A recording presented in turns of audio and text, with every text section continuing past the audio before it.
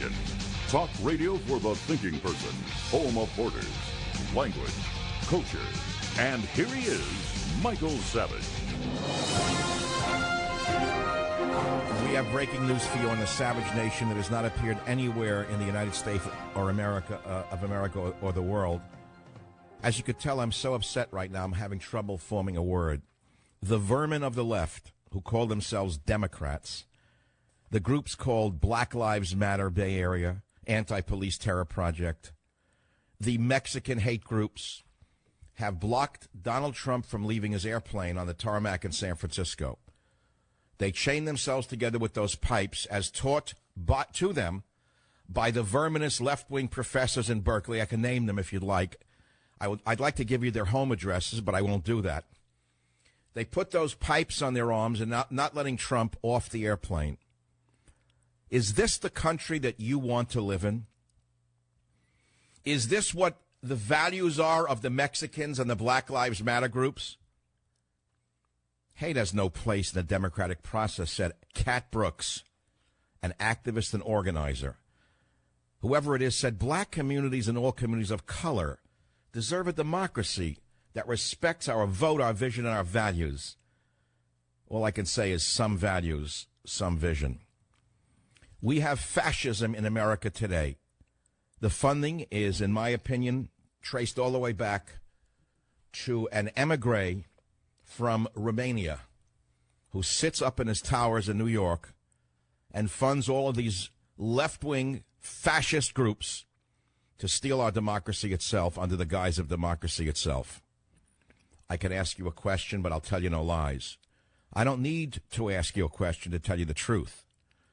The city of San Francisco will not even let the SFPD move these vermin away from the airplane. The city of San Francisco is a fascist dictatorship controlled by the most corrupt politicians in American history. They have robbed the Treasury blind. They have fed their relatives with fat contracts. They have stolen billions in solar contracts. And they control the peace like it's the police, as though the police are their private fascist army. They won't let the cops remove protesters who are preventing a presidential candidate from appearing at a hotel. That's the city of San Francisco. That's the city of love. That's the city they pride themselves on, of being progressive. Let me tell you something. I'm a student of history. I know how this ends. It doesn't end well for them. Oh, I'm not worried about our side. I'd be very worried for their side because right now they're running wild in the streets like there's no one to oppose them. But I read reports of bikers for Trump.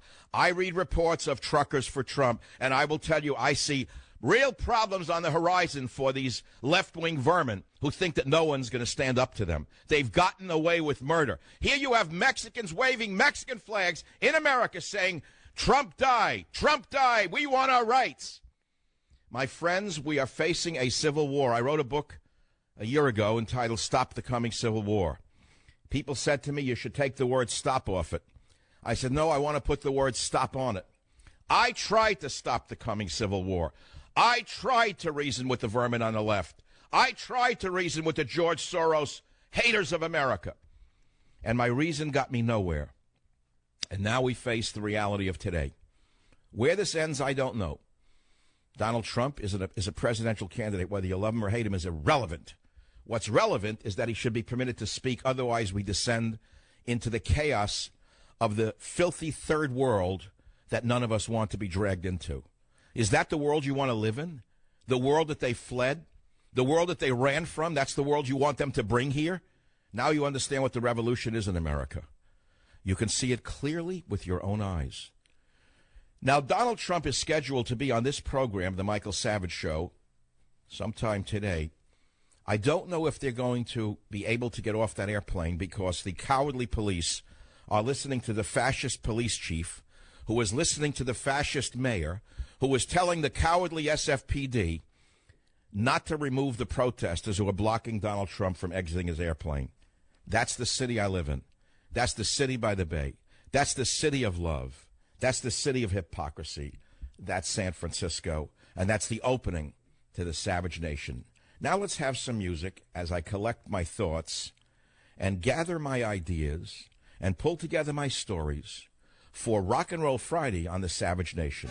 If you get a comment on this goofy song, turn it off. I don't want to hear it. It's Goofball.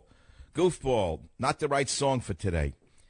Maybe something else, don't know, but not that one. For God's sakes. Goofball song. All right, update. Fox News showing Trump motorcade arriving at speech site. He broke through. Good. I guess the police finally did their jobs. Good for them. Good for you, SFPD. Shame on all of you with your guns and your holsters and your sticks, standing up for anti-American vermin instead of for Americans who love America. Shame on you in San Francisco.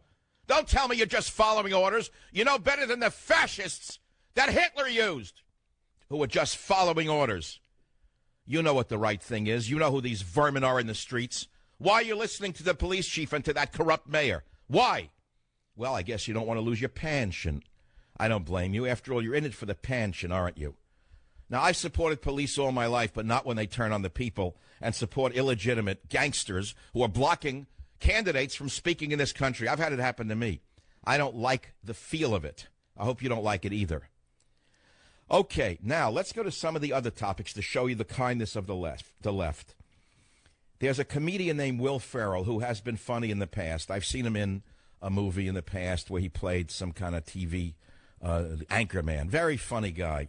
He's such a funny guy and such a caring, funny guy that he was going to do an Alzheimer's comedy about Ronald Reagan. Isn't that humorous? Isn't that funny of the vermin of the left? To do a comedy about a man with Alzheimer's disease? Isn't that compassionate? Isn't that caring? Isn't that so full of love, Will Ferrell? Well, Will Ferrell backed out of a comedy about Ronald Reagan's struggle with Alzheimer's disease following outrage from the former president's family. The 48-year-old two-faced comic confirmed just hours ago that while he had seen the script and considered signing on to star and produce Reagan, he was no longer going ahead with the project. That is total rubbish. You all know very well what happened here. He was deeply involved in his project from the beginning. And then he realized he would alienate most of America by mocking somebody with Alzheimer's disease. I hope his career goes in the toilet where it started. He belongs in the Howard Stern show. That's all he's fit for. Will Ferrell pulls out of Reagan's Alzheimer's comedy. Can you believe this? A source told us of the Reagan movie, quote, "It wasn't a complete project because there was no financing and no director attached. Will considered the movie, but ultimately decided not to do it." Sure, Mrs. PR agent, go back to Bryn Mawr where you learned that rubbish. We know what really happened. We're not stupid. We're not drug takers like you are. We know what this country is. And we know what Will Ferrell and the whole entertainment pack is. Garbage, garbage, garbage. Now that I got that out of my system, I'll move on to the next story. Topic: the Cruz-Boehner rivalry is gaining steam. Story says Cruz claims he doesn't know Boehner, but he was his lawyer. How's that for honesty on the side of truth, Mr. Cruz? Cruz said he doesn't know why Boehner called him Satan's disciple. He said, "I don't even know the man. Only met him once or twice." However, he seems to be glossing over his history with Boehner. According to Fox News, Cruz once worked as Boehner's lawyer. How's that for honesty on the right in the United States of America? I guess the hypocrisy doesn't stop in the middle. WABC is the first caller. Joe, welcome from New York City. Go ahead, please. What's on your mind? I'm sick and tired of these people saying that Donald Trump has got to change his ways to calm the protesters down. How about the SIEU and that bum from Chicago that blew up police headquarters? And how about Hillary and MoveOn.org? Let them tell their people to calm down. They're all street gangsters. They're drug dealers pushing them out in the streets to intimidate the police. That's who these groups basically are. They are gangsters and criminals behind them. That is who is behind them. Because if you were a drug dealer in a major city, what would you do to nullify the police? You would run left-wing peace protesters, quote-unquote, out in the street talking about democracy and peace and love, and you would intimidate the police saying the police are being racist, the police are being thisist, the police are being thatist, and you'd intimidate the police so the police are afraid to do their job. That's who is behind this. It's the criminal element tied into the Democrat establishment, in my estimation. It's right out of The Godfather. And by the way, if you look at the video of the Trump rally in Costa Mesa, you'll see one brave man stands up to the Mexican mobs. He happens to be a white man. And he stood up to them like an honest man would. And he told them what he felt. As he turned to walk away, a vermin in a black hoodie punched him in the back of the head.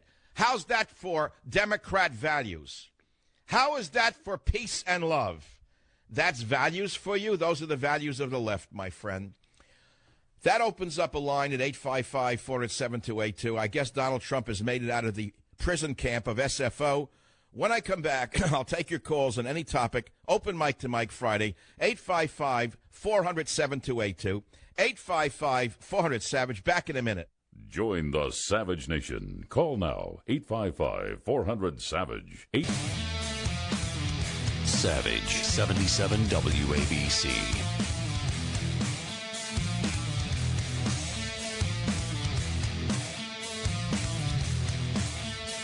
I'm giving you reports that are coming to me directly from the site where Donald Trump has landed via a third party. I have stuff that no news organization in America currently has. The vermin on the left had blocked Donald Trump and his people from leaving his airplane. That's the America you're living in under La Raza and Black Lives Matter. And they couldn't get out of the airplane because the police would not control the protesters. The city would not let the cops move the vermin away from the airplane. Take a guess what happened, because no one knows this but me. They cut a hole through a fence to leave the tarmac, and they went in anyway. That's the America we're living in. That's what happens when you let gangs take over the dialogue. And let me tell you something else. What this is going to do is give Trump a great advantage with the undecided. Even people who may not have been sure about him before are seeing the true faces of hate.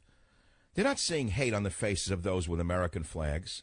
They're seeing faces of hate on the banners that say this and that, and we love love but hate you, and he punch you in the face and call it love. They know what's going on.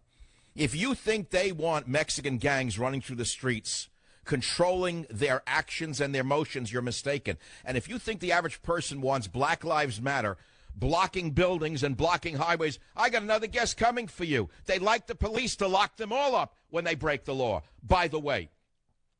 And that brings us to Donald Trump. These radical left-wing groups, almost all of whom are funded by George Soros, I'll let that hang in the air because that's the most important point here. Soros hates Trump for one main reason. Soros is funding these left-wing goon squads for one main reason. He knows what he has done to this country and the world better than anyone else. He also knows that, God forbid in his mind, if Trump wins, he is liable to be prosecuted for the crimes that he may have committed. How come you don't see any movements against George Soros from the Republican Party? I'll let you figure that out. I don't have to ask you. I don't see any movements from Nancy Pelosi's party. I'll let you figure that one out. But the thing is this. Guys like Soros have gotten away with an awful lot over the last 8 years under Mr. Obama. They fear in their heart of hearts that if a man like Trump, a law and order candidate at the end of the day, if a law and order candidate like Donald Trump should come to power and clean things up, guys like that will be on the first plane to Czechoslovakia. That's if they would let them in. A guy like Soros will wind up a man without a country if Trump becomes a president. Maybe North Korea would take him in. That's where he belongs. But the fact of the matter is, this is no laughing matter. We are seeing an evildoer funding the most violent groups in America. And the only thing that stands between us and total chaos right now is what? What stands between us and total chaos? I'll let you figure out what has to happen to stop them, because it's going to happen. And it'll happen in Cleveland. It may not happen before Cleveland, but I will tell you right now that what will happen at the big convention in Cleveland, you are going to see motorcycle groups show up that are going to put these people in their place. You're going to see big rig truck drivers show up and block these people in like the chickens that they are. They'll put them into a chicken coop surrounded by big rigs. That's what's going to happen. And then when you see the tide turns in the other direction, who are you going to blame? Because the hate has come from them. What's going to happen when the turnabout comes back to them? You know, what goes around comes around. If you want to chime in on any of this, go ahead, make my day. Steve on WFTL, welcome to the program. You're on the Savage Nation. What's on your mind? I just want to say I listen to your show every day because it's the most intellectually stimulating radio program in America. But when you get amped up like you are today, I got to tell you, I just stand up and want to holler. I mean, it makes me so proud to hear you speak the way you do about the tyranny that's going on in this country, Dr. Savage. Well, let me tell you something. I'm on commercial radio on an awful lot of stations in a lot of big markets. I try to constrain myself for obvious commercial reasons. And some days it's very hard to keep myself chained up because when I see anarchy emerging from the vermin on the left, something happens in me and I throw caution to the wind, to be very honest with you, and I just let it all hang out. There's nothing else I can do. I cannot see my country taken over by these foreigners who aren't even citizens. I cannot see this country being taken over by gangs who are disguised as peace groups. I cannot see a country taken over by, I know who's behind it. The masterminds are all the communist left, by the way. If you want to make it a racial issue, don't. Because those behind this are the white leftists in New York City and Chicago. Make no mistake about it, it's the Communist Front that is behind all of this. I've studied this since I'm 18 years old. And the real enemy are the communists. They've been here forever. Look at the flags that are being waved at these anti-Trump rallies. Palestinian flags, Mexican flags, La Raza flags. How many American flags do you see? Quite a few on the other side of the fence. So I understand what you're feeling because I'm feeling the same thing. And I thank you for calling. There's no point in going back on that particular issue because that's what it's all about. 855-400-7282. I could ask you a simple question, but what's the point? There's an answer built into the question. La Raza and Black Lives Matter riot, and they say the black communities and communities of color deserve a democracy that respects our vote, our vision, our values. What values are they? What vision is that you have? You care to call the show and debate me? Go ahead. Make my day, La Raza. Call the show. Join the Savage Nation. Call now, 855-400-SAVAGE, 855-400-7282.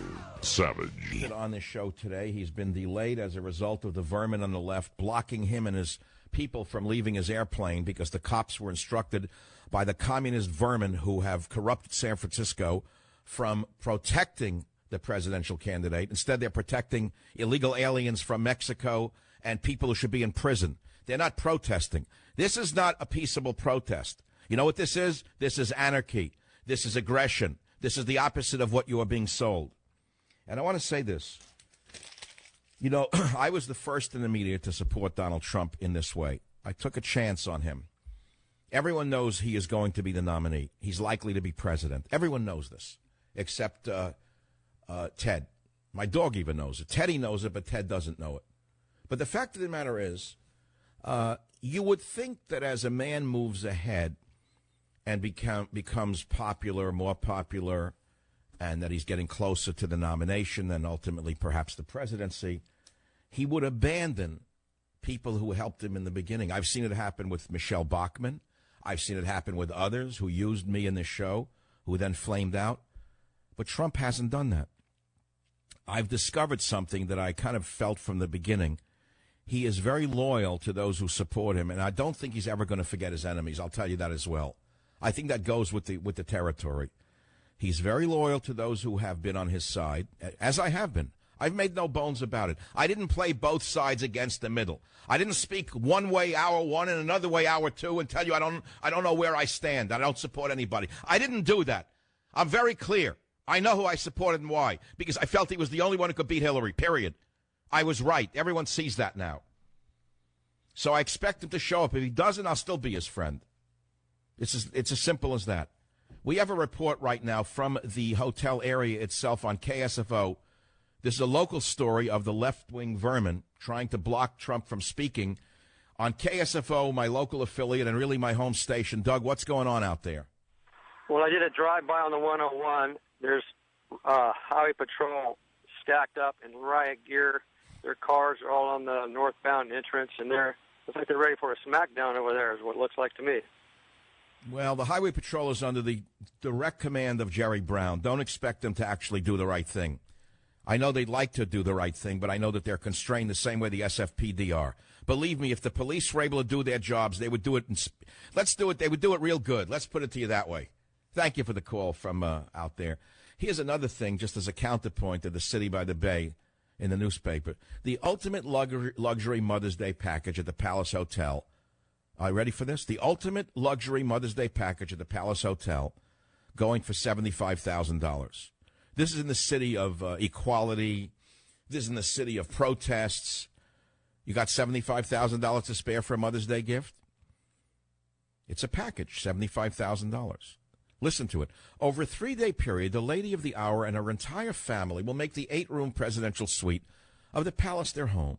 Not only will the suite have fresh flowers and daily amenities, only a queen could ask for, but a personal concierge will be available to answer her every request. In other words, she's going to live like Michelle Obama does every day. Not as well as Michelle Obama lives every day. You see, there'll be a personal trainer in the morning, just in case Mom decides to indulge. If she's not in the mood for exercise, Mom can opt for breakfast in bed, like Michelle Obama. Each day of the package, there's a plan with lavish excursions. Bentley car service, that's chump change compared to Michelle Obama. She got Air Force One to go on another vacation in South America while her husband was going somewhere else. What could be better? If this is worth $75,000 a day, can you imagine what Michelle's daily life is costing us? The Palace Hotel chef will create a picnic at Crissy Field. That's exciting to get sand fleas in your behind while eating a picnic on the Crissy Field. Live piano played in the presidential suite. Could you imagine that one? A sweaty pianist coming in an old tuxedo? That's just what I need in a private suite. And look at this. You get Dom Perignon, like I can't buy it in a liquor store if I wanted to be a drunk. And caviar will be served while children enjoy a juice bar and snacks. That's really worth it. I can't go buy juice in a supermarket, and I don't know where to get caviar. Dinner reservations for 2 will be made at a restaurant of choice. Okay. Reservations will be made? Does that mean they're going to pay for it? Or they'll make you a reservation somewhere? Wait, if you really want your $75,000 worth, you get a rooftop burger and root beer bash for children during dinner. That's really great. Feed your children burgers and root beer. That's very advanced. Then there's a shopping excursion for children to purchase their Mother's Day gift. And listen to this. You get a professional photographer present to capture every moment. The day before, he's working in a porno factory somewhere in downtown San Francisco. They give him a clean suit with a camera next. He's your photographer and say, you know who's here in this city in that business. Oh, wait, you get a nightcap of milk and cookies for $75,000. That's day one. But there's more coming, which I'm not going to read you. In San Francisco, the city of peace. Okay, let's go to the callers on the Savage Nation. 855-400-7282. I'm reading this. SFPD chief releases additional racist texts. You hear the racist texts? They don't talk about the racism coming from the people in the streets. You ever hear their racism? Have you seen the racism of a fist hitting a white man in the face? Have you seen the racism of a La Raza member in a hood punching a white man in the back of the head? How's that for racism? How's that for racism? A brown fist in a hoodie hitting a white man in the back of the head for speaking what he feels like speaking at a rally. Would you like that? Researched by the San Francisco Comical, the newspaper nobody reads? Colleen, KSFO, San Francisco. Where are you calling from? I'm calling from North County, San Diego. I was at the rally last evening in Orange County, and I have to tell you, I have never in my life, and I've lived a pretty darn long life, been around such a wonderful, wonderful group of people. We had no idea inside what was going on the outside. Inside we had... But in San Diego, you were protected from the vermin by the police. Is that correct? Absolutely. Have you seen the mobs? Have you seen La Raza? Have you seen Black Lives Matter? Have you seen the feminists with their brassieres off, with markings all over their bodies? Have you seen these people out there in the street? What do you think of them?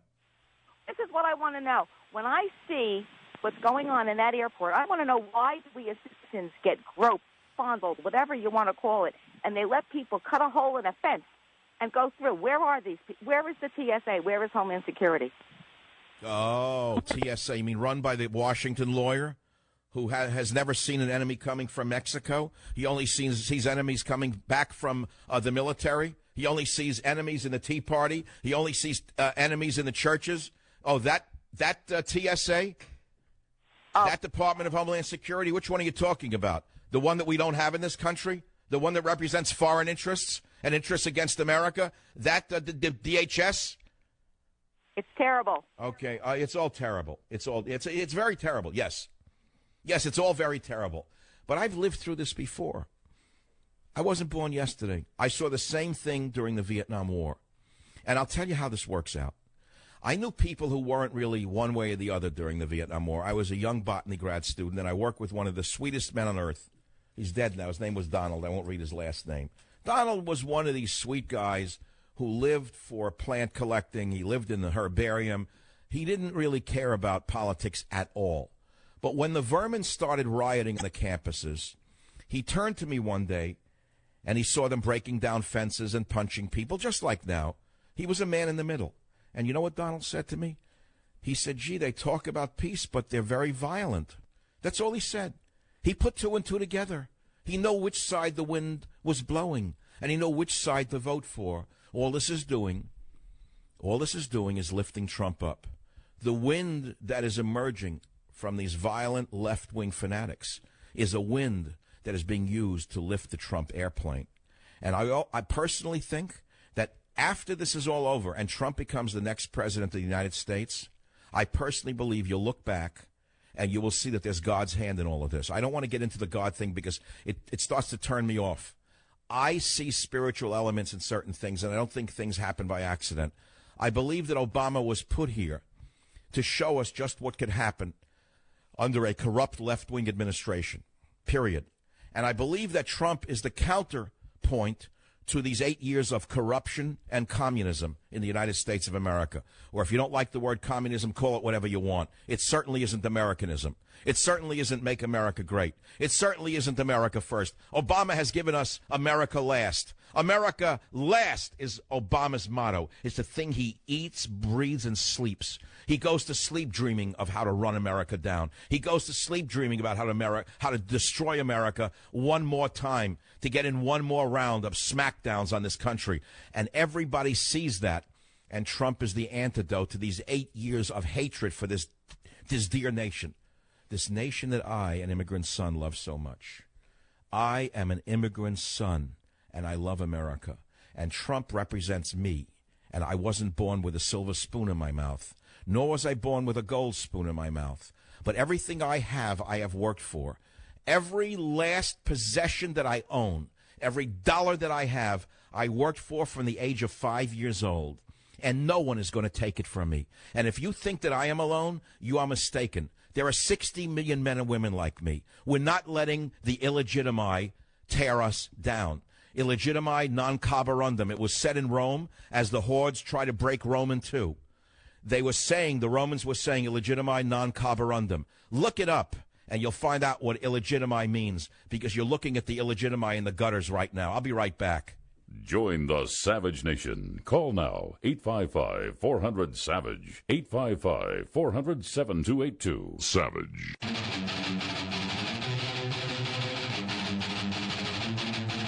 Put this on your wall, write it on a pad. It's pseudo-Latin, illegitimi non carborundum. And the saying was popularized by U.S. General Vinegar Joe Stilwell during World War II. The great general is reputed to have learned it from British Army intelligence. But in politics, illegitimi non carborundum became a motto for 1964 Republican nominee Senator Barry Goldwater, my hero, who hung a sign in his office. Now, the word carborundum was not of Latin origin. Carborundum is often represented as meaning grind, and the phrase means don't let the you-know-whats grind you down. The correct Latin words, according to what I read, is noli notis permittere te terere. Pardon my Latin. I only know botanical Latin. I didn't go to Catholic school. Illegitimus non carborundum. Nil illegitimi carborundum. Non illegitimi carborundum. Nil carborundum illegitimi, and others. But just know the operational word, illegitimi. And the next time you see the vermin in the streets, you'll know what I'm referring to. Illegitimi. They're non-citizens, most of them. Or they're communists, most of them. Abusing the system like the moles they are. And they should have been found out a long time ago. And they should have been stopped a long time ago. This is not legal protest. I'll stop right there. Stop right there because I don't have to say another word. You got the message. You want to talk about what legitimate protest is? Oh, it's real simple. What I'm engaging in right now is legitimate protest against illegitimate protest. I'm engaging in legitimate protest against illegitimate protest. This little trick of the pipes chained together was taught to them by a bunch of wobbly communist vermin on the hills in the hills of Berkeley. I know exactly who did it. There were whole workshops on how to put pipes on your arms, the little girls from Berkeley. The little girls who shave their hair, who come here from all around America, the lost souls who think that they're being wild and free. They were taught how to chain their arms together so the police couldn't drag them away. Well, I would call them an illegitimate form of protest. Protest doesn't mean stopping others from engaging in legitimate activities, does it? I said legitimate activities, legal activities. If you use illegal activities to prevent those who are engaging in legitimate First Amendment activities, you are no longer a legitimate protester. You are a criminal. And if I were in charge of the Department of Homeland Security and I saw a presidential candidate being blocked from exiting his plane or being blocked from speaking, I would arrest you under any act that I could get my hands on. I'd throw you into prison for as long as I could, and I'd straighten this country out real quick. These girls will go home and grow their hair and become normal people as fast as you can say George Washington. But we don't have a legitimate government. We have an illegitimate government unto itself who is behind this with a wink and a nod. That is how, after all, this government itself has gotten where it is. How else would you explain a president who supports La Raza, which means the race, which is the most racist name of an organization imaginable? La Raza, the race? If you look at the entire movement coming from the Mexican nationalists, it's the most racist movement in the United States of America. You mean La Raza, the race? There's only one race? I listen to Mexican radio stations sometimes because I happen to like the music. I always like German marching music to begin with. That's a joke. It's a throwaway line. But since most of the music that I hear has kind of Germanic, popular German dance music set to Mexican lyrics, Spanish lyrics, I like it. I grew up on Cuban music, etc. So I happen to like Mexican music. It's very impassioned. It's very strong, and I listen to it in my car at night. But when I hear them saying Raza, Raza this, Raza that, Raza this, Raza that, I hear race, race, race. Why are they so obsessed with their race? I ask myself. What is this about? Is this a kind of racial superiority trying to conquer a nation from within? I ask myself. But then again, these are just legitimate questions. So forgive me for asking legitimate questions on the Savage Nation. We'll see how it plays out. Just remember the phrase, noli illegitimi caberundum. Don't let the you-know-whats wear you down. 855-400-7282. Gary on KKOH out of Reno. What's on your mind, Gary? How you doing? What's up? Oh, I can't stand it. In my life, I led a little bit of a rowdy life when I was young. I spent lots of time in jail, some time in prison. 5 years of my life, I paid for the crimes I committed, full price, and I deserved it. But I'll tell you something. When I see that these 18,000 Mexican nationals released that have committed scot-free, committed 10 times worse crimes than I ever committed. Right, and Obama released the gangbangers, the tattooed murderers, just in time for the election. Take a guess what he's going to use them for. All I know is that I resent it, and I feel like being a citizen is basically a drawback now. Right. Being a legitimate citizen in an illegitimate government gives you a disadvantage. Right on. All power to the people. I'll be back. It's the Savage Nation. Join the Savage Nation. Call now. 855-400-SAVAGE. 855-400-7282.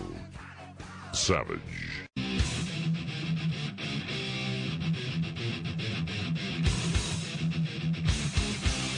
Warning. The Savage Nation contains adult language, adult content, psychological nudity. Listener discretion is advised.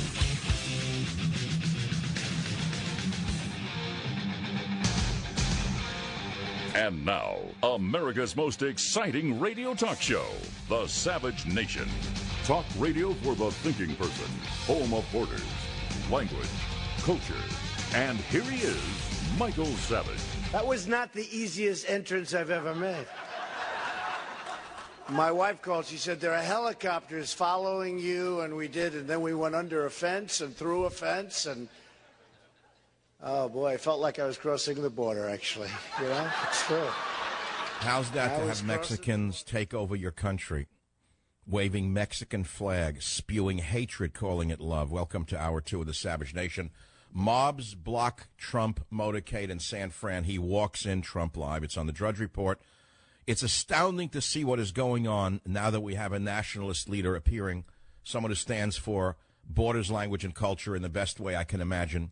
Now you see the true faces of hatred, and we've been talking about the Mexican flags, the hatred, the punching, the screaming, the yelling, all in the name of peace and love. And I told you, illegitimi non carborundum. Remember that. It's a bastardized phrase that is not truly Latin, but it gets the message across. Don't let the you-know-whats grind you down. This opens up the microphone before Donald Trump arrives, and he may be here late. He may not even show up. I know he's been delayed by the vermin of the left. This is not legitimate protests. When you block someone from speaking, as has become all too common on the so-called college campuses, the crazy drug-addicted children have been taught by their crazy, illegitimate professors that legitimate protest means cutting off the other person's right to speak or be heard. The same thing is now being played out on the streets of America, and eventually this will come to a halt. There will be, make no mistake about it, where and when it comes, I can almost predict, but it will happen. There will be counter-protests that will send these protesters back where they came from. And I guarantee you it won't be pretty when it happens. They have gotten away with virtual murder of the First Amendment for so long they think that this is the way it works in the real world. But they haven't met the real world yet. They have not yet met the stone wall of resistance that exists in this country. And it will be seen shortly. Trump had to sneak through a fence in order to get into a legitimate campaign rally. Not one word from the Department of Homeland Security. Not one word from the FBI. Not one word from the San Francisco Police Department. Trump forced to hop fence after protesters form human chain blocking an entrance to the San Francisco hotel. This is the filthy city that I live in. This is a city where bums who defecate in the street. This is the city I live in where the police have been taught to protect the vermin, not protect the citizens. People are shot by illegal aliens, and the illegal alien is still not, let us say, has not been brought to justice. Remember Kate Steinle? Remember she was shot as she was sitting near the ferry terminal by an illegal alien with a gun, by the way, that he allegedly stole from a car that was owned by a federal employee. That was an odd one. I often wonder if that was a true story. But the Mexican murderer, the man who had been deported 5 times before, so far as I know, is still enjoying his stay in San Francisco's jail. He's not yet been brought to justice. He's being protected by the city fathers and mothers. Meanwhile, the streets are dirtier and more unsafe than ever. Property crimes are through the roof. More money is being stolen on the green gangsters than ever in history. And a legitimate presidential candidate is not afforded the protection of the law. He has to hop a fence to get around the filth that were trying to block him. In Southern California, they smashed a police car. They were not arrested. In Southern California, they hurled rocks at motorists. They were not arrested. Hundreds of them waved Mexican flags. Now you know why Trump is so popular. His slogan is very clear. This is America. It's not Mexico. This is America, a nation of laws, not of outlaws. And that, my friends, summarizes this entire campaign. And I believe, as I sit here, just as one man's opinion, I believe Trump will win the nomination. I think that's pretty clear. And I also believe he will beat Hillary by a landslide. Now, people say it can't happen because the demographics have been so altered by Obama. With legal and illegal means, through legal and illegal means, Obama has so altered the voters in America that it's almost impossible for a legitimate American to win an election. I use the phrase legitimate American because I don't consider Hillary a legitimate American candidate in the sense that anyone else who committed what she committed would not be a candidate, let alone, let us say, walking the way she walks so freely. If you had done what she did as a government employee, you'd be in jail. But she gets away with it because of a little help from her friends. Remember the phrase from the 60s? I get by with a little help from my friends. I get high with a little help from my friends. Well, now you know how it all ends, my friend. It ends with an illegitimate candidate getting by with a little help from her friends in the media. But we'll see how this ends. Trump honored the families at his rally in L.A. of those killed by illegal aliens. No other candidate did that. Trump honors families of those killed by illegals. You wonder why there's a populist groundswell in this country? 855-400-7282. Mark on KKOH in Reno again. Mark, what's on your mind? Hey, Michael, I'm a retired San Francisco police officer, and I can tell you what it's like to be on a riot line like that or a protest line, as they like to say. You do any action, even to protect yourself, and they'll hang you for it. They'll throw you under the bus in a second. Now, who is this police chief? Who is this police chief that acts like that? Sir, is that his name? I think so. I don't even pay attention anymore, to be honest with you. I just don't, but that was Paul. So you're retired. This was once one of the greatest police forces in America, and I'm sure that if they were unleashed, they would do their job, but they're controlled by this left-wing fanatical mayor, aren't they? No, but the whole city government's like that. And I can tell you before the current chief, if it is still sir, that's been happening for over 10 years. We just had to stand there and watch. And if they got mad enough, they throw things at us, swear at us, try to entice you into them, you smacking them with a baton or something like that. Right. So in other words, the minute you defend yourself or the individual you're supposed to defend, you're the bad guy, and then the vermin in the newspaper media gets a picture of you hitting them. Exactly, and they have. All right, Mark, I understand that it's heart-wrenching to see a country melt down like this under these left-wing fanatics. I understand it, and that's exactly why Trump is popular. Wouldn't you agree? Exactly. And now, as a man, I'm also a man of Hispanic heritage, and my thing is, hey, if you're here legitimately, you're here legitimately. But if you're not, you need to go back where you came from. We cannot. There you go. That's it. That's it. You got a copy of Government Zero on the way. Stay on the line. Under Barack Obama, we have a government less than zero. I should write a sequel, Government Less Than Zero, but I don't think I want to call it that. 855-400-7282, phone number, open lines right now on the Savage Nation. WABC, AJ, line 8. What's on your mind, AJ? Hey, what's up? I just think it's incredible how we can have a candidate like Trump who's willing to speak his mind, tell the truth, deal with the real issues. And I really feel that most people agree with his ideology, but they're just afraid to admit it because they're force-fed by everybody. Oh, politically correct. Well, but here's what's going to happen when they go to the actual polls to vote. All of the people who say they hate Trump, you're going to find out that they really don't hate Trump. Amongst them, there's going to be 50% of the let us say, undecided. 50% of them will vote for Trump in a general election. They won't tell anyone they did, and that's of course why the secret ballot was invented. In fascist dictatorships, there is no secret ballot. They know who you vote for, so they usually get 100% of the vote for the dictator, which is something Obama would no doubt like. That's the kind of transparency he would believe in, which is the transparency of who you vote for. But he doesn't believe in it the other way. But the fact is, the reason we have a secret ballot is exactly for that reason. That's why union members fought so hard for a secret ballot, because they didn't want to do what the union thugs were telling them to do. Now, of course, the union thugs want an open ballot so they can monitor anyone who votes against the thuggery going on in the American unions. But the same thing has not yet happened in the general voting booth. We vote secretly behind the curtain, don't we? And there's a reason for it. It's to permit people who see what's really going on and are afraid to say it, vote their heart and their mind. And that's what's going to happen, I believe, in November. And I am glad that I played a role in this election thus far, and how long I do it is a matter of God's will, not mine. And I'll tell you something else. Let me phrase this exactly right. I don't know what the future brings for me or anyone else in this country or in the media in particular. I have no idea. But I will say this. With God's will, I will be on the radio until the end of this year in exactly the same place that I am being heard right now. And I believe that I was given this podium not by accident. Because remember where I was before this. I had come through 5 years of virtual hell. I spent $1 million of my own money to get free of a monstrous situation. I was being held against my will from conducting my own life.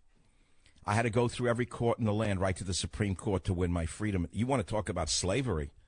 I'll tell you one day about slavery. I'll tell you one day about the corrupt legal system and how much it cost me to get justice. I had nowhere to go when I left that situation. I was a stranger in a strange land. I left the radio the day I won without a new home in radio. I walked off. That was it. I shut the microphone. I had nowhere to go, but I had faith in myself and faith in God. And within a few days, the Red Sea parted for me. Within a few weeks, I was back on the radio with Cumulus Radio Networks on 250 of the biggest stations in the country. And I knew then and there that this was something from somewhere up there. I got to tell you right now, nothing happens by accident in my life on that level. It never has, and it never will. I have been hit by cars and lived through it. I have fallen off cliffs and lived through it. I've had things happen to me that made no sense that I still went on. I've had every impediment known to mankind thrown in my way, and I still went on. I believe I was born for this year. I believe I was born for this election. And I believe that this audience knows that. And as John Burroughs, the naturalist, said, if you bait your hook with your heart, the fish will always bite. I'm not comparing you to a flock of fish, but I am saying something from the heart. I'll be right back. Join the Savage Nation. Call now, 855-400-SAVAGE, 855-400-7282. Savage. Savage, 77 WABC. We're expecting the man of the year, the man of the hour on the Savage Nation in this hour. Whether he will show up, I don't know.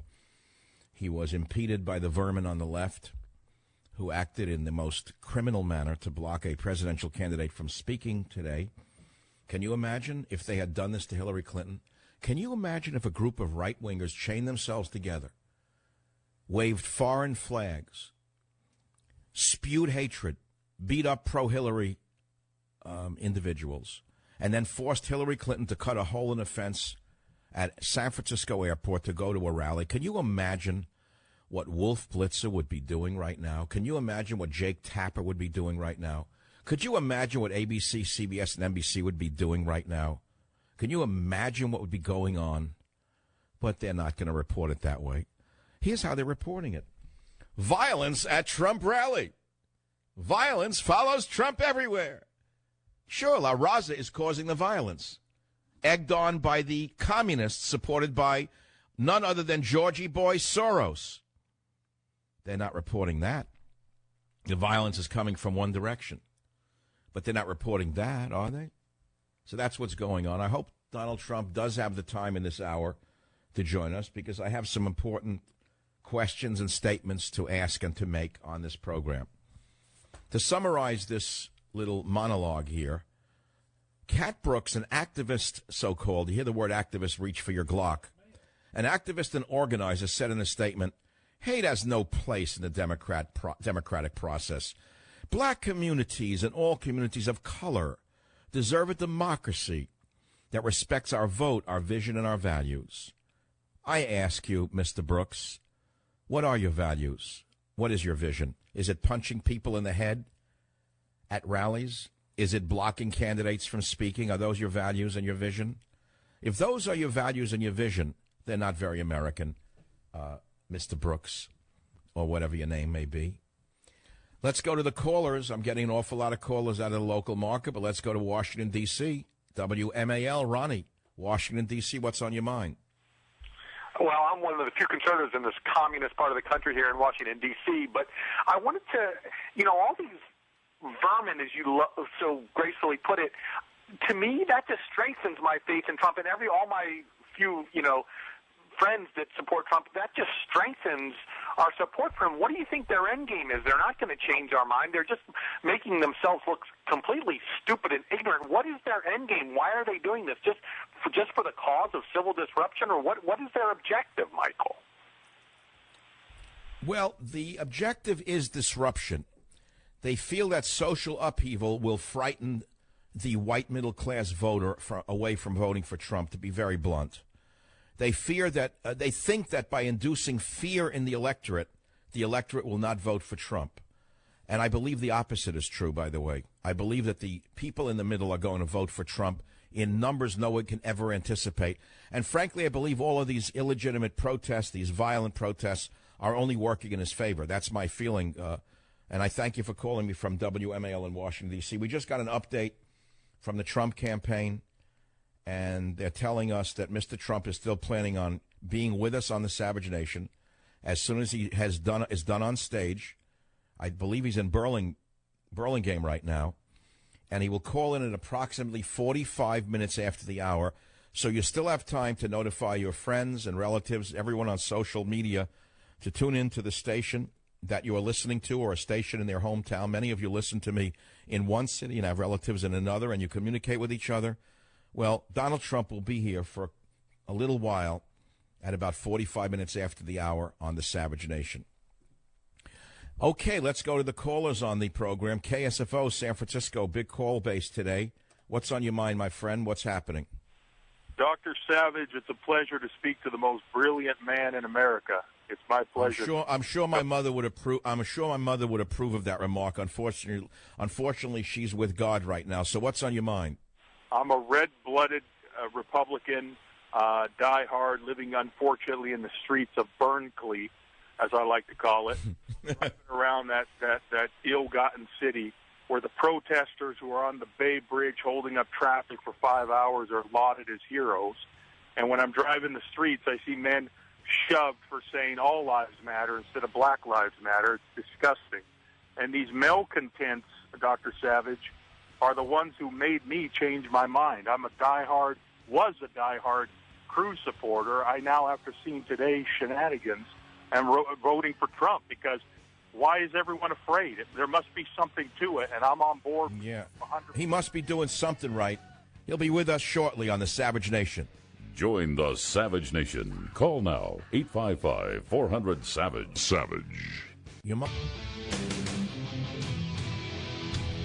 Again, we are expecting Donald Trump live on the Savage Nation, not pre-recorded. The minute he finishes on the stage in Burlingame, California, he will be with you. Not with me, with you.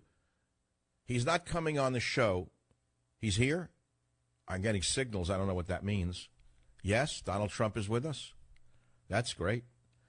It's earlier than we expected. Where is Mr. Trump? We love him. Donald Trump is with us. Mr. Trump, welcome. You survived the assault today. How are you? Donald, how do you put up with this? How do you feel having to sneak into an event in the United States of America when illegitimate non-citizens try to block you? What does that do to you? Well, it's terrible. I mean, you have Lion Ted Cruz he's got millions of votes less than me, hundreds of delegates less, and they try and steal an election. It's a rigged system, but I have so much more that I think we get it right on the first ballot, Mike. We're going to get it right on the first. We're way over, so we're going to get it. I understand what's going on, and he's the only one who doesn't know he lost. Apparently, he and Carly Fiorina think that they're still in the game, and we know that. I hate to go into it, but Carly is living in another universe. She was a terrible businesswoman. She was fired after laying off 30,000 workers. What are they holding her up as a great business genius for? Well, you know, when she was a candidate, she had the one good debate, but that wasn't against me. That was on the other stage. You remember that. And she had the one good debate. She got onto the main stage, and right after that, her numbers went down, and she got off with about nothing. I think 0 to 1, or something like that. I mean, whatever, but it wasn't much. I don't know what impact she'll have. I think that the deal they made with Kasich is a horrible deal, which is already broken up. I mean, that's an insult to the people of Iowa, that deal. And it already. Donald, I heard your America First speech. I was moved by it. So are people I know who were very, very unemotional about politics. They called me and they said that was one of the greatest speeches I ever heard. Everyone said, he was a different guy. Of course you're a different guy. You were reading a speech that was very important, that every word was going to be analyzed. One of the things you said was that you were going to make the NATO nations pay their fair share, which I totally agree with. I studied this. Some of them pay 0.1%. How do you actually think how would you get NATO nations to pay their fair share for the defense of NATO? ask them, Michael. You know, that's what I do. I mean, you got to get them. You got to get them in a row. You got to say, look, we're not going to protect you. We can't be taken advantage of anymore, Michael. We have, in NATO, they have 28 nations. We can't be taken advantage of with many of these nations getting protection, not even paying what they're supposed to be paying as per agreement. And all of that's going to stop. And so many other things are going to stop. And we're going to make great trade deals, and we'll make our nation rich again. You know, China and all of these countries that we deal with on trade have just ripped us to a point where we're a debtor nation. We owe $19 trillion. And then the NATO nations, many of those nations, and I mean really many, they're not paying what they're supposed to. So they think the United States is led by maybe stupid people or weak people, and they won't ask. But I'll be asking for the back pay also. I don't blame you. You know, Mr. Trump, I wrote a little article about your speech, and I said that you have been misinterpreted as an isolationist by globalists, and I described your philosophy as America first. And I said Mr. Trump's foreign policy is based more on making America's interest dominant, not subservient. Isn't that more or less it? 100%.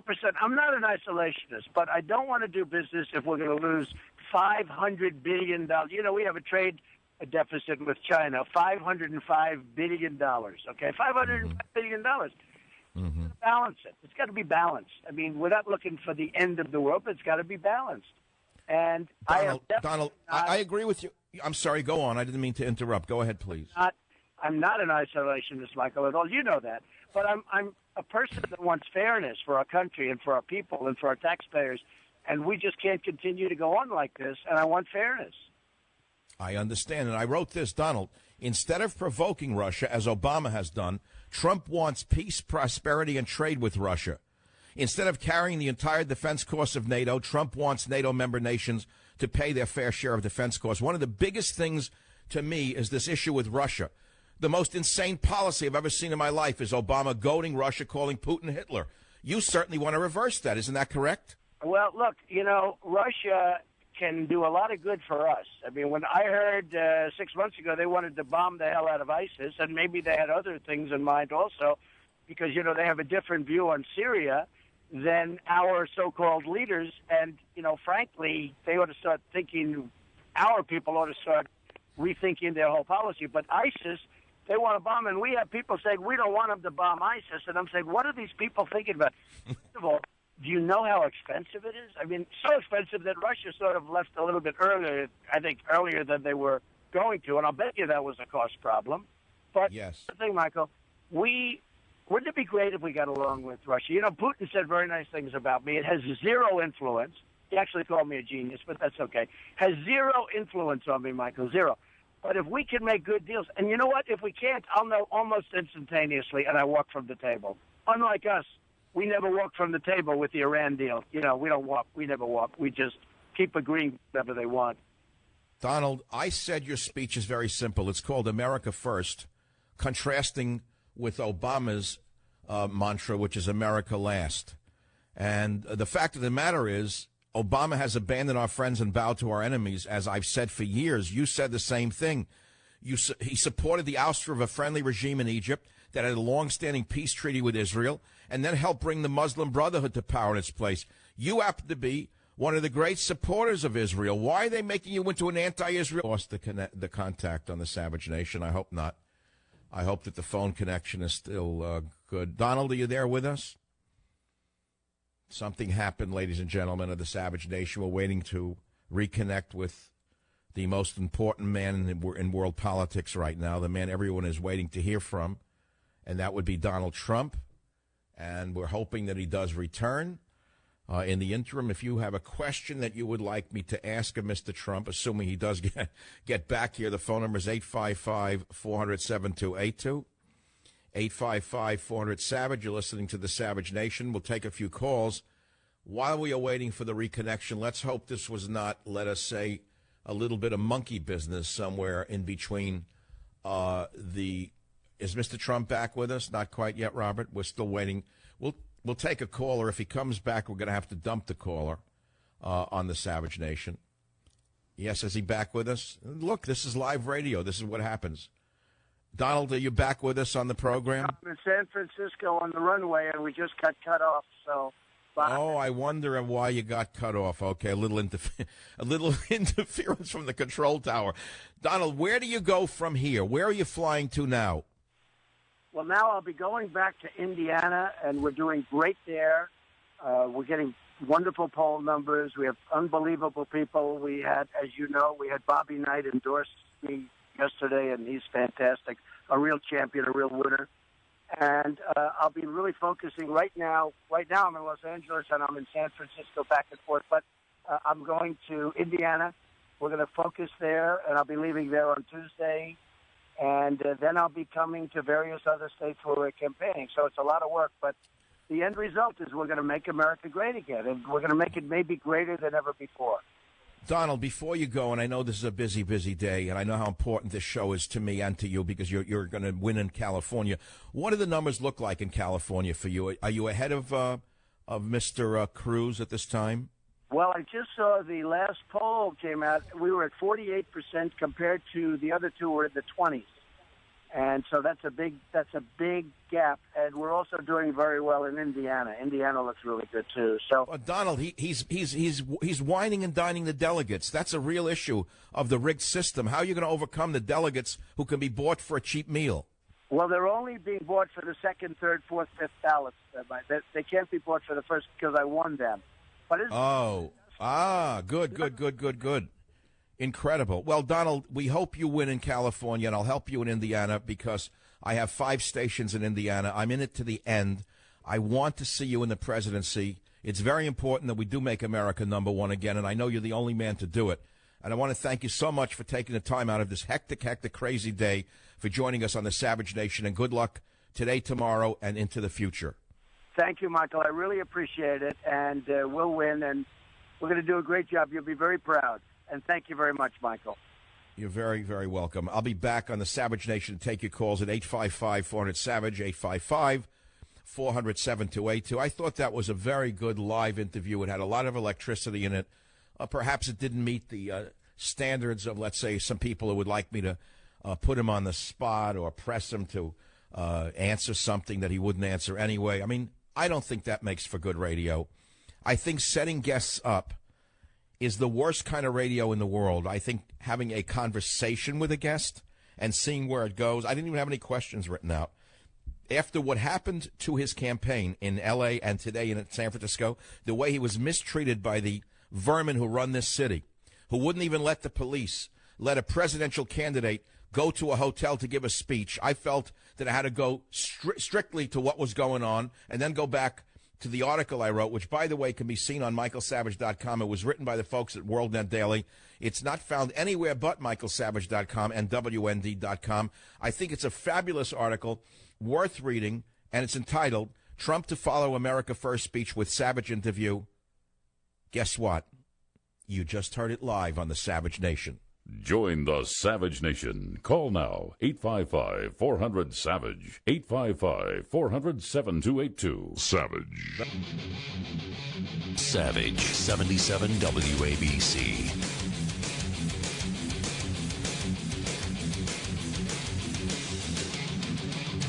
You know, that was a media coup. Fox News was showing live footage of the Trump motorcade riding around on the tarmac while he was speaking to yours truly, Michael Savage. He was not speaking to Megyn Kelly. He was not speaking to Bret Baier. He was not speaking to anyone in the media but yours truly. That's how important you, the audience of the Savage Nation, is to the Donald Trump campaign. And I identify with this campaign very closely for a number of reasons. One, because his message is very close to my message.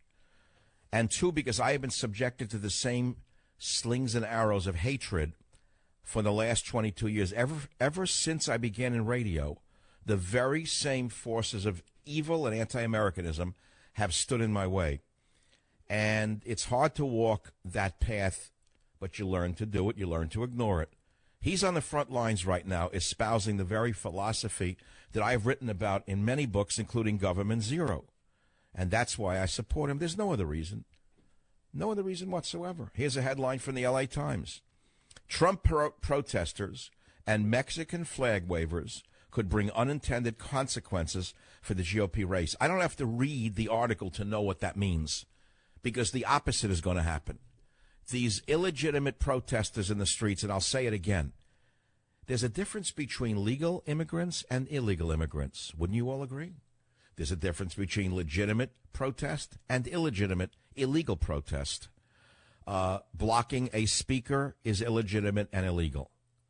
Hitting police, wrecking police cars, illegitimate and criminal.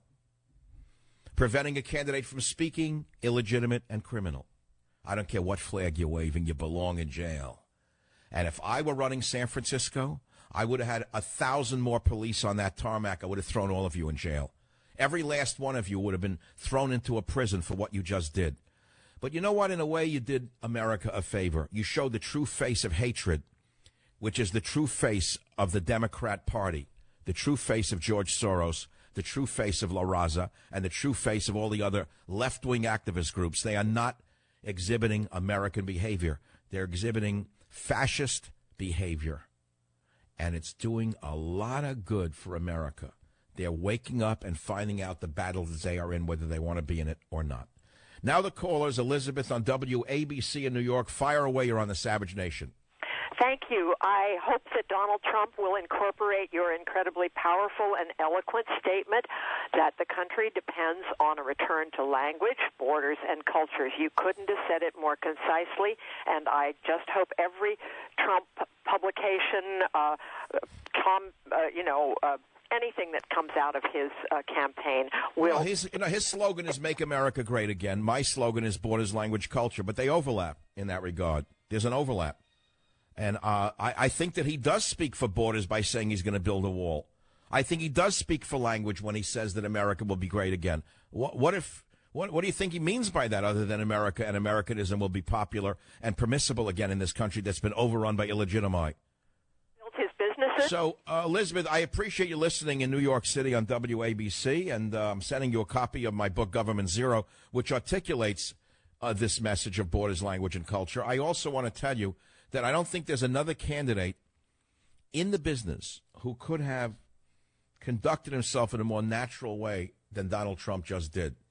He and I have a very special relationship. Let me put it to you that way. And it's all developed over the years on the radio. I met him only once in real life. Once, twice, I don't know when.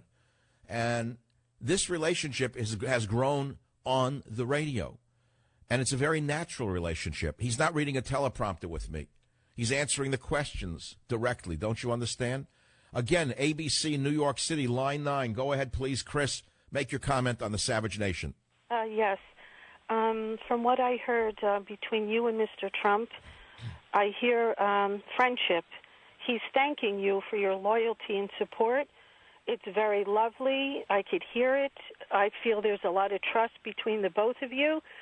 And I can't imagine how special you must feel to be speaking, God willing, to our next president of the United States. I'm all choked up, and I'm full of tears over here because it's just beautiful. And I'm so happy that it's you, Dr. Savage. That's very sweet. I only wish my mother was here to hear you calling. I'm serious. She'd probably be voting for Hillary, but I can't help that one. I'm sending you a copy of Teddy and Me because I think you're a sweetheart and you deserve something sweet for Mother's Day. Oh, this is an amazing day. When I woke up this morning, I said, God, I hope he makes it to the show. I know he's going to be busy. I know they're going to protest. I know they're going to slow him down. And I also know the realities of politics. I know that his new advisors have moved him to the center. I've seen it. I've heard it. I've seen it happen. And I figured, look, at some point, I'm going to get a Michelle Bachmann happen to me. It's going to be the standard, use the audience until you don't need them and then dump them. It hasn't happened yet. You'll be the first to know if it does happen. Hasn't happened yet. I feel if it was going to happen, it would have happened already. But I happen to feel Trump is a guy who's very loyal to those who are loyal to him, and I don't think he's going to forget the Savage Nation audience right through the election. That's what I feel. And I want to thank you for listening. I have another huge hour. I have enormous energy. Be here or be nowhere. Join the Savage Nation. Call now, 855-400-SAVAGE, 855-400-7282.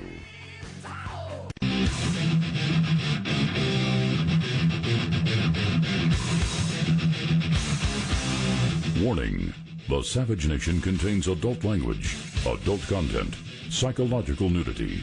Listener discretion is advised.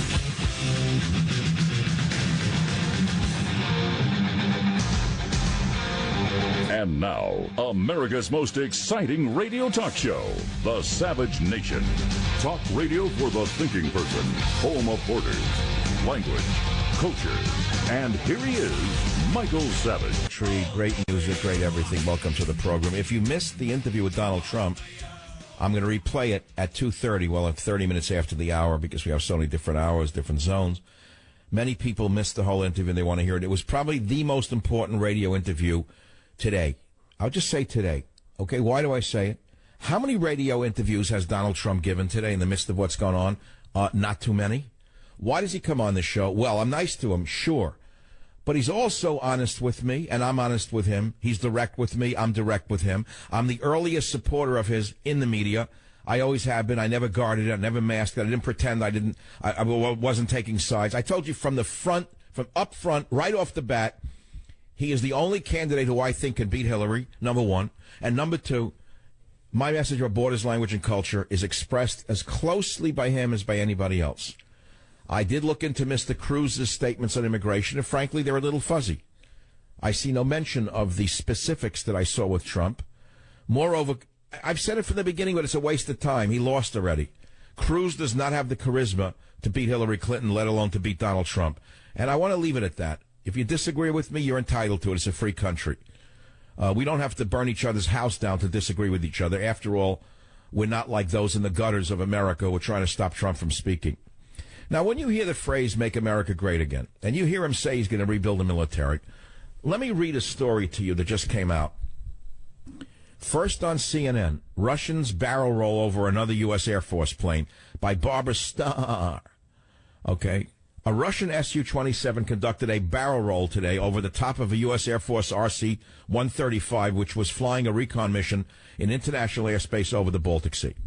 The Russian Su-27 approached alongside within 25 feet of the U.S. aircraft and then flew inverted over the top of the U.S. plane to the other side. Lieutenant Colonel Michelle L. Baldanza, Lieutenant Colonel, I could just imagine the war hero she is, a U.S. Army spokesmouth said in a statement. Baldanza said, the Su-27 intercepted the U.S. aircraft flying a routine route at high rate of speed from the side, then proceeded to perform an aggressive maneuver that posed a threat to the safety of the U.S. aircrew in the RC-35, or maybe they can report it to the UN. The U.S. considers this a very unsafe aerial maneuver and is expected to voice its concerns to the Russians, a U.S. sissy told CNN. Can you imagine the United States Air Force on the Barry from Honolulu being reduced to this? Do you have any idea that this never would have happened if we had a muscular president instead of a patsy who lays down for our enemies and uses all of his hatred and vitriol and organizational genius against American citizens themselves? Can you imagine what this country will look like with a commander-in-chief who the men respect and who respects the men? Can you imagine what this country will be if Donald Trump wins the election? WMAL, Sue, Line 8, you're on the Savage Nation. What's on your mind? Yes, Michael, I wanted to thank you so much for that exhilarating interview with Donald Trump. I was watching the motorcade on the television set as he's going to the tarmac, and I'm listening to you interview him, and I'm telling you, it's one of the most fantastic moments of media that I've ever experienced. And it is an amazing story to think that all cameras of the world were on his motorcade after he finished the speech, and during that time he was speaking with one person in the world, and that was me, to this audience. That is a news story unto itself. He was not speaking with anyone at Fox News. He was not speaking with anyone at CNN or MSNBC. Why do you suppose he chose to take that moment right after the speech to speak with this audience on this show? Well, it's because he knows that this is a loyal audience to him. Number one, it's a good political move. But there's more to it than that. And I think the more to it than that is the fact that he and I have a very special relationship in the sense that we speak from the heart, and we don't mince words, and we don't read teleprompters, and we don't read scripts, and we don't send each other emails in advance of the conversation to talk about what we're going to talk about. It was as natural a conversation as you're going to ever hear in the political world today. I think that's what you heard today, Sue. It is what I heard, and I also hear in when he speaks and when you speak, I hear a real respect and love for this country and a love for the citizens of this country. And when I had to watch him cross over a concrete barrier to get into that hotel to speak, while outside they're flying Mexican flags. And I have to watch my presidential candidate have to go through that just to be able to speak, but go through it he does because he is a real brave. That's right. Another candidate would have chickened out and gone back into his airplane and left. How many candidates would have jumped over a fence to continue his day instead of being intimidated by the illegitimate? I doubt very many would. I guarantee you they would have been whisked right back onto the airplane and flown away. And disappointed all of their followers. But he didn't do that. It just shows you what he's going to do if he becomes president. He's going to stand up to these thugs, and they're going to wind up where they belong, which is behind bars for breaking the law. Absolutely right. And jumping on those police cars last night, and just, they wouldn't do it if they didn't know they could get away with it. If they didn't know that... That's right, because the whole liberal establishment in California has so caved into the SEIU and the illegitimate, I'll say it again, non-citizens who have been invited in here to trash our nation. They're treating it like an ashtray. And they've been invited to treat it like an ashtray, to put their cigarette butts out in our eyes. But let me tell you something. All things change. The pendulum swings. And when this pendulum swings back where it should be, they're going to be thrown back where they came from if they keep this up. And they better understand that what they've gotten away with so far is not what they're going to get away with if Donald Trump becomes president. But I think they already know that. I think they sense that, which is why they're panicking. They are screaming and yelling because they're afraid of him. And the reason they're afraid of him is because they know they're breaking the law, and they know that they should be spanked like the spoiled brats that they are, in plain English. No country on earth can survive the illegitimate of our time who are trying to stop a legitimate candidate from speaking. Well, Sue, I thank you for calling me from Washington, D.C. on MAL. That brings us to 12 minutes after the hour. Let's go to WABC in New York. George, line 4. Go ahead, please. What's on your mind? I just wanted to reiterate something you said before. You said that you waited so long to accomplish what your purpose is in this whole mission, and this is your year. Just keep in mind, and I said this to your call screener, that Moses didn't start his mission until way late in life. So it's never too late to fulfill the purpose that you were put here to do, and that's what you're doing right now. All right, I'll leave it at that. I don't want to comment on your comments because I think it would diminish what you just said. I believe it's true. I mean, I've said that to people I know, and they've said it to me.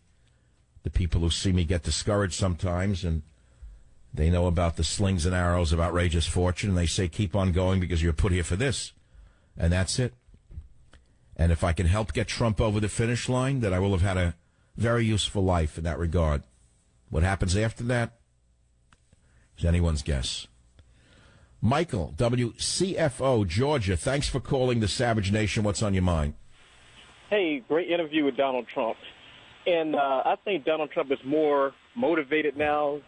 I mean, after the Colorado incident that went down, I think he got even more motivated to become president. And after last night and after the day two, I think he is really motivated to get into office and clean everything up. Well, he's a fighter. See, he didn't get where he is by being someone who rolls over and gets intimidated very easily. He wrote the art of the deal. He's not going to be rolled over by a bunch of non-citizens and a bunch of maniacs whose arms are tied together. He jumped the fence. He did his speech. He got back. He got in the motorcade, heading to the plane. He called the Savage Nation literally right on time. He didn't let them interfere with his schedule. That's quite a mark of a man when you consider what other people probably would have done if they were under the same pressure. Yes, sir. And I want to say I'm a black man. I'm ready to vote for Trump because I was on the fence between Cruz and Trump. But Colorado really pushed it over for me because a lot of black people don't understand that the middle class, not just white people at the lower level, but black people are really going to get hurt by Clinton because it's been eroding for the last 10 years with black. Well, not only, but Michael, I mean, I'll add to that on an economic level. When you bring in 4 million, 6 million, 10 million non-citizens to work in a nation, it pulls wages down for everyone, especially in the middle class. And that's definitely going to hit you right in the pocketbook. Michael, I'm sending you something for Mother's Day, even though you're a father. and that is Government Zero by Michael Savage. I know you'll love the book. It's more important today than it was the day it was published. We're going to take a very quick break. We're opening up lines at 855-407-282, 855-400-SAVAGE. If you want to look at a video, see a violent protester hitting Trump in the back of the head, one of the wonderful, kind people from La Raza, approaching a white man who was saying to them they were wrong, and as he turned to walk away, one of the brave gentlemen from La Raza punched him in the back of the head. There's your legitimate protesters. There are the values that you talk about. What hypocrisy. Back in a minute. Join the Savage Nation. Call now, 855-400-SAVAGE, 855-400-7282. Savage. Hey, our Savage Nation is sponsored by SwissAmerica.com, the only company I trust for wealth insurance, gold and silver. Call 800-BUYCOIN.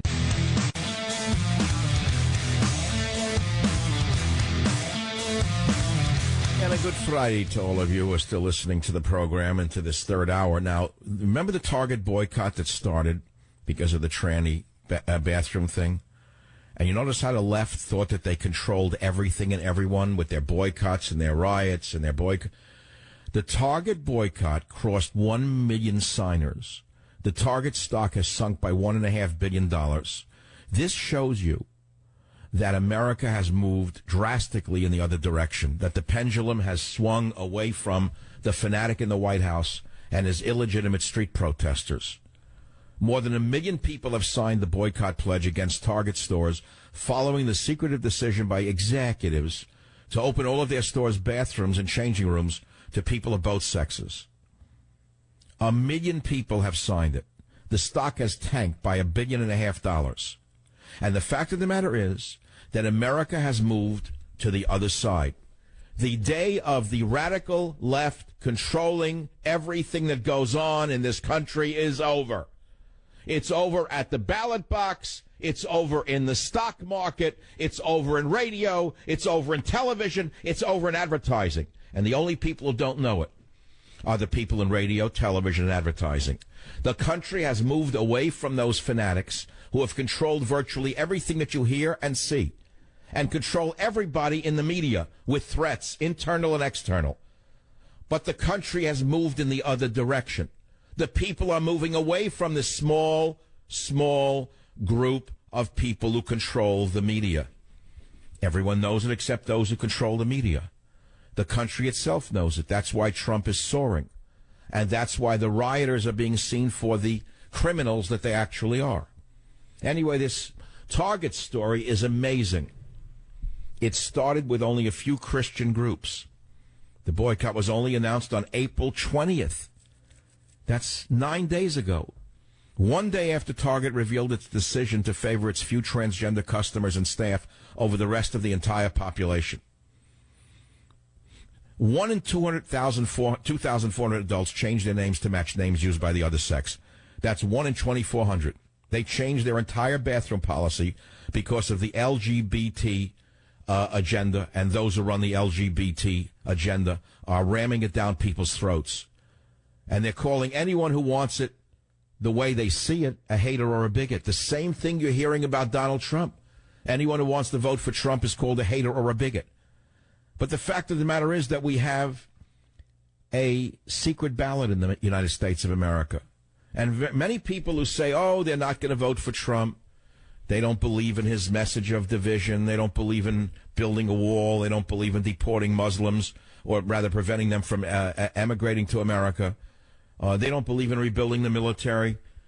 They're going to go and vote for Trump behind that curtain. I can guarantee you, because they know what's going on, and they don't want to give their country away so quick. That's what I think. Now, we're going to be moving to the bottom of the hour in only a few minutes. The time is just flying on this Friday. It's going to be a very, very interesting weekend for me.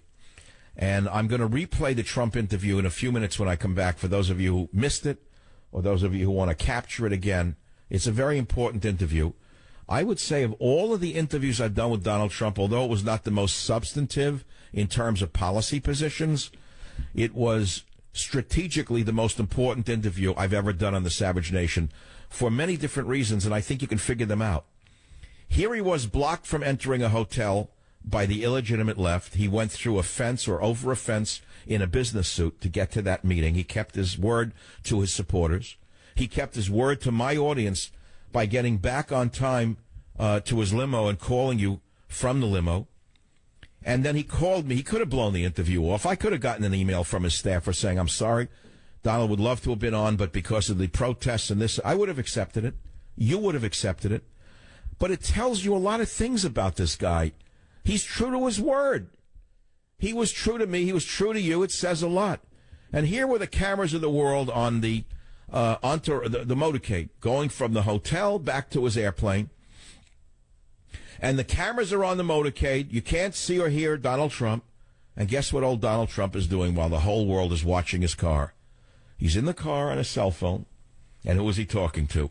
He's talking to you through me. That tells you something. That was a news story. He could have been talking to the President of the United States. He could have been talking to Reince Priebus.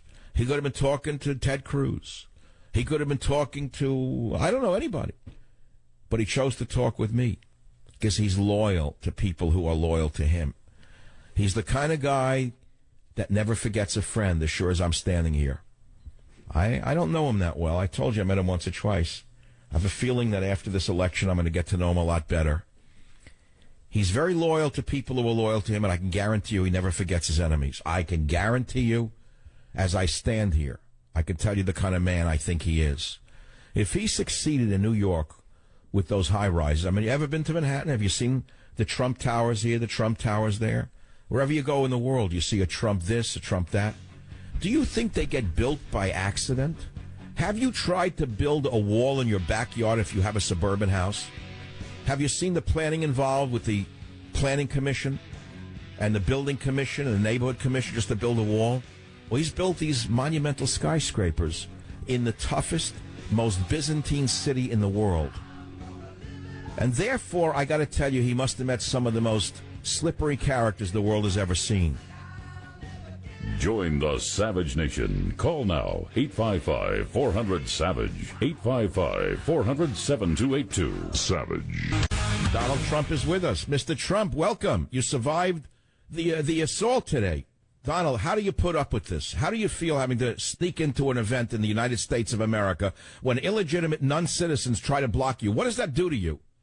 Well, it's terrible. I mean, you have Lion Ted Cruz trying to... He's got millions of votes less than me, hundreds of delegates less, and they try and steal an election. It's a rigged system, but I have so much more that I think we get it right on the first ballot, Mike. We're going to get it right on the first. We're way over, so we're going to get it. I understand what's going on, and he's the only one who doesn't know he lost. Apparently, he and Carly Fiorina think that they're still in the game, and we know that. I hate to go into it, but Carly is living in another universe. She was a terrible businesswoman. She was fired after laying off 30,000 workers. What are they holding her up as a great business genius for? Well, you know, when she was a candidate, she had the one good debate, but that wasn't against me. That was on the other stage. You remember that. And she had the one good debate. She got onto the main stage, and right after that, her numbers went down, and she got off with about nothing, I think 0 to 1, or something like that. I mean, whatever, but it wasn't much. I don't know what impact you'll have. I think that the deal they made with Kasich is a horrible deal, which is already broken up. I mean, that's an insult to the people of Iowa, that deal. Donald, I heard your America First speech. I was moved by it. So are people I know who were very, very unemotional about politics. They called me and they said that was one of the greatest speeches I ever heard. Everyone said, you know, he was a different guy. Of course you were a different guy. You were reading a speech that was very important, that every word was going to be analyzed. One of the things you said was that you were going to make the NATO nations pay their fair share, which I totally agree with. I studied this. Some of them pay 0.1%. How do you actually think how would you get NATO nations to pay their fair share for the defense of NATO? Ask them, Michael. You know, that's what I do. I mean, you got to get them. You got to get them in a row. You got to say, look, we're not going to protect you. We can't be taken advantage of anymore, Michael. We have, in NATO, they have 28 nations. We can't be taken advantage of with many of these nations getting protection, not even paying what they're supposed to be paying as per agreement. And all of that's going to stop. And so many other things are going to stop. And we're going to make great trade deals, and we'll make our nation rich again. You know, China and all of these countries that we deal with on trade have just ripped us to a point where we're a debtor nation. We owe $19 trillion. And then the NATO nations, many of those nations, and I mean really many, they're not paying what they're supposed to. So they think the United States is led by maybe stupid people or weak people, and they won't ask. But I'll be asking for the back pay also.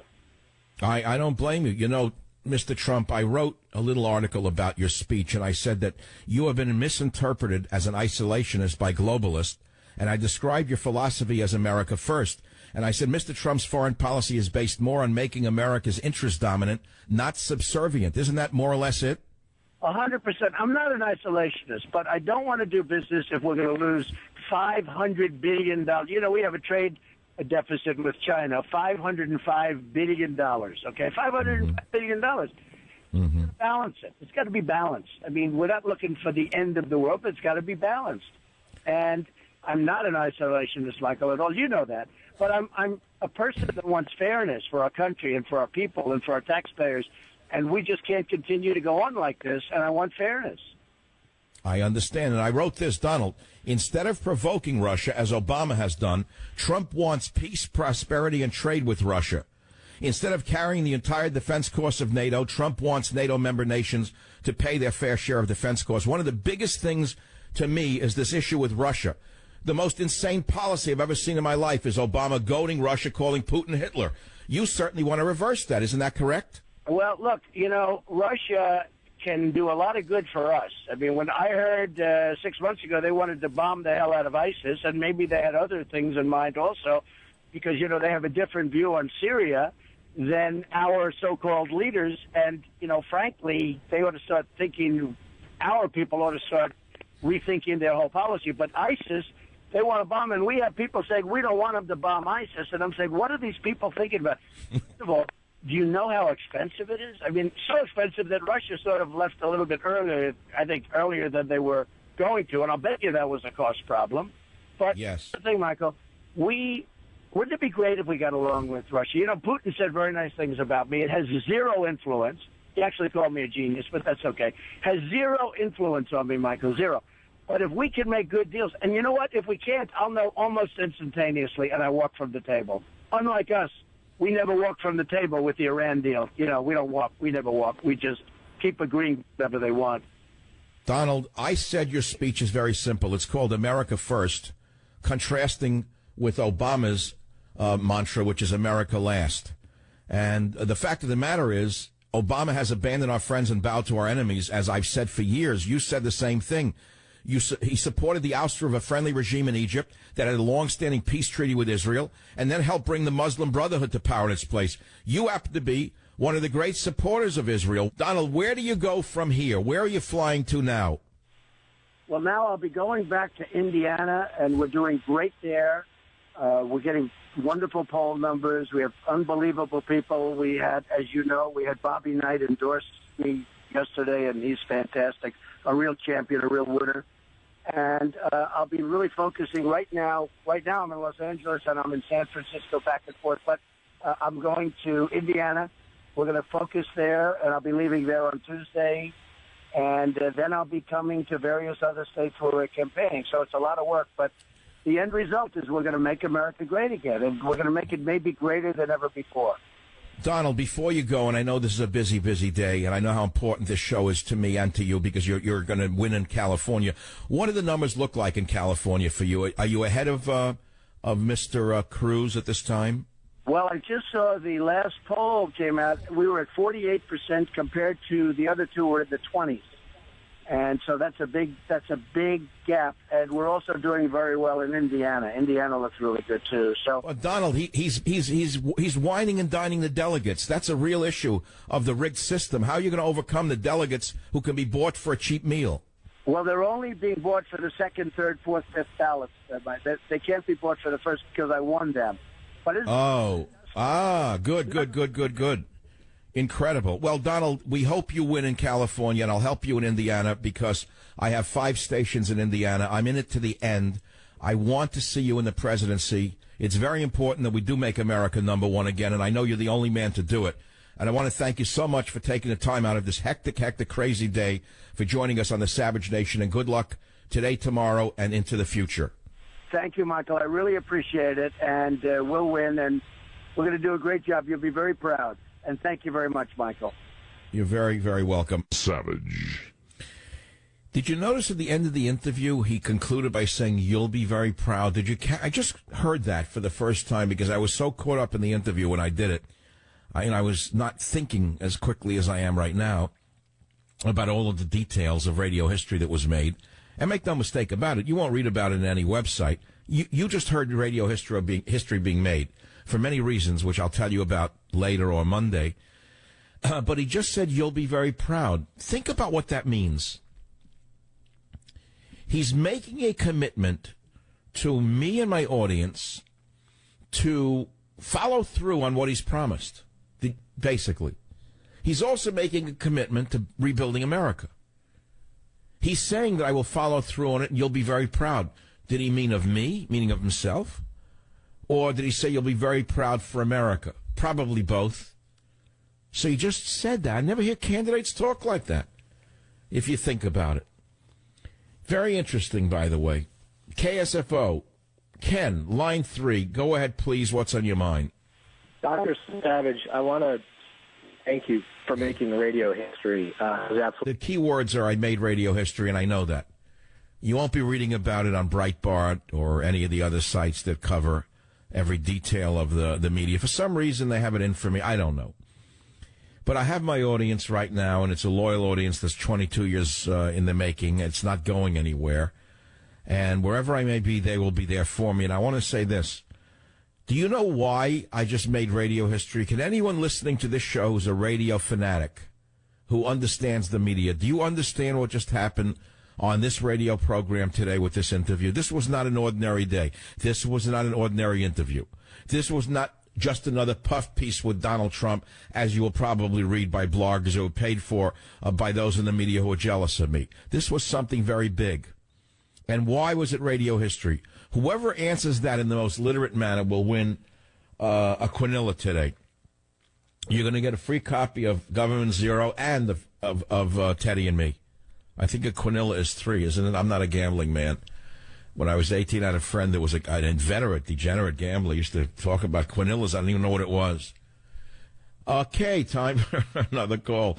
WFTL in Florida. My friends in Florida. I love that station. It's up in West Palm Beach. Sylvia, line 8. What's on your mind, Sylvia? Go ahead, please. Hi, Dr. Savage. I'm so thrilled to be able to speak to you. I am a recovering liberal. I am not a citizen. 48 hours ago, I ended up applying to become a citizen of the United States of America. I dropped off my application, sent it off, so I'm so excited because I want to vote. I want to vote for Donald Trump. I'm so excited. What's your country of origin? It can't be Mexico. I'm from Canada. Oh, my husband, I just arrived home, forgive me. My husband is here right now. He's a Republican, pro. Okay, go. Thank you very much.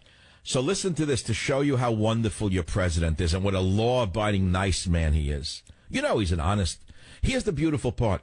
Donald Trump is the most law-abiding, America-loving candidate of the pack, and he's painted as a racist and a hater and a this and a that. Obama is such a great weasel and such a great con man, and he so owns the media that all of his crimes and illegitimate acts are painted as compassionate acts. Listen to what this man is about to do. Your hair will stand up. Adam Shaw, FoxNews.com. U.S. weighing under-the-radar routes for Syrian refugees. That means Muslims. The Obama administration appears to be bowing to international pressure and pursuing under-the-radar alternative ways to bring in more Syrian and other refugees as soon as this year. The latest indication is that this administration, this criminal administration, is preparing to take in more than the 10,000 Syrian Muslims this year it already has committed to, following a March 30th high-level meeting in Geneva, Switzerland, with unelected New World Order men, governed by the Office of the United Nations High Commissioner for Refugees. I don't have to tell you what I think of that. At the meeting, attended by State Department officials, UN High Commissioner for Refugees Filippo Grandi called for countries to pursue alternative avenues for refugees. Are you ready for this? In other words, instead of bringing them in through a democratic process, through a legitimate immigration process, this, oh, I wish this wasn't a family show. This Filippo Grande of the New World Order UN wants countries to pursue, quote, alternative avenues to bring them in under the radar, such as, are you ready for this? Student and work visas, expanded family reunification programs. These pathways can take many forms, says the new communist. Not only resettlement, but also more flexible mechanisms for family reunification, including extended family members, mobility schemes, student visa and scholarships. Listen, as scholarships for Syrian Muslims, as well as visas for medical reasons. Your grandfather's rotting in a nursing home while a Syrian Muslim will be given a medical visa. Your daughter is working 2 jobs for a scholarship, and they're going to throw scholarships at these third worlders. This followed an unknown advisor suggesting that the United States, here it is, here's the punchline, that the United States government ask universities to offer scholarships to Syrian students and to help Syrian Americans bring in their extended families outside the, quote, time-consuming refugee resettlement process. My friends, we have not only an illegitimate government, we have a rogue criminal government about to break every law in the land. And while he is doing so, the wonderful folks who have given you Barack Obama will give you the big lie that he's doing it in the name of compassion. How's that for the new America? This is the Savage Nation, back in a minute. Join the Savage Nation. Call now, 855-400-SAVAGE, 855-400-7282. Savage. Your Savage Nation is sponsored by SwissAmerica.com. It's the only company I trust for tangible assets, gold and silver. Call 800-BUI-COIN.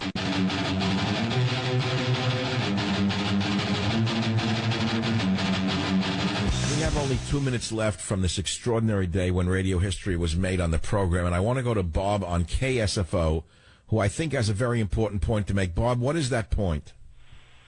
Michael, I'm a psychologist. I spend a lot of time listening to people's voices. I couldn't believe it when I heard Donald say to you, you'll be proud of me. It sounded like a man was talking to his father, looking for approval. He really values you, I can tell you. You know, that's amazing. His father, Fred, died a long time ago, so I read. I didn't know what was in that, you'll be proud of me. It almost did sound like he was referring to me as a father figure, now that you mention it. Yeah, it was very, very moving. Very moving. It was. I didn't know I had that much gray hair. I better look in the mirror a little more closely. Nah, you don't have any gray hair. Well, I have a lot of black hair on my soul, I got to tell you that. Look, I don't know what he meant by you'll be proud of me, but it was an odd statement coming from a presidential candidate speaking to a media figure who he doesn't really know. He only knows me through the media. I told you, and I'll say it again, we met face-to-face once or twice, very briefly, so he knows what I look like, and now he says you'll be proud of me. What do you think he meant by that? I think he values you, he admires you, he values what you think of him. And well, that's very succinct. Maybe I need you as a shrink. I better get your email after the show. I think I ought to go to your office to get my ego stroked a little bit. My therapist doesn't even listen to my radio show. That's why I have no therapist. Okay. Here you go, son. It's like a Groucho Marx. I would only have a therapist who listens to me, but since no therapists listen to talk radio, that's why I have no therapist. No, it's very interesting. Yeah, you'll be proud of me. I thought he was referring to his message, and he's going to be true to it, and we'll be proud of him for that. But you turned it around to making it something much more personal.